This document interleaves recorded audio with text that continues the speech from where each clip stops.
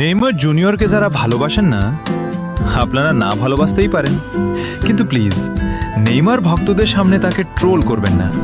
আপনারা বুঝবেন না একজন নেইমার ভক্তের অনুভূতি কেমন। আমি একজন নেইমার পাগল। হ্যাঁ, আমি একজন নেইমার ভক্ত। আমার সামনে বসে কেউ যদি নেইমারকে নিয়ে হাসে, তাকে ট্রোল করে, আমার ভেতরটা ভেঙে যায়। কারণ আপনার কাছে সে শুধু একজন প্লেয়ার, কিন্তু আমার কাছে সে একটা অনুভূতি, একটা ভালোবাসা। আমরা ব্রাজিল সাপোর্ট করি, তবুও আমরা লিওনেল মেসিকে সম্মান করি, ভালোবাসি। কিন্তু আপনারা কেন পারেন না? কেন নেইমারকে নিয়ে এত ট্রোল?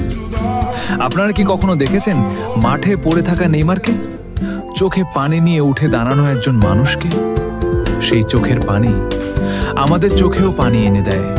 কারণ আমরা শুধু খেলা দেখি না, আমরা অনুভব করি। নেইমার যখন হাসে আমরা খুশি হই, নেইমার যখন কাঁদে আমাদের বুক ভেঙে যায়। অনেকে বলে নেইমার শেষ, কিন্তু আমরা বিশ্বাস করি নেইমার শেষ না, নেইমার ফিরবে।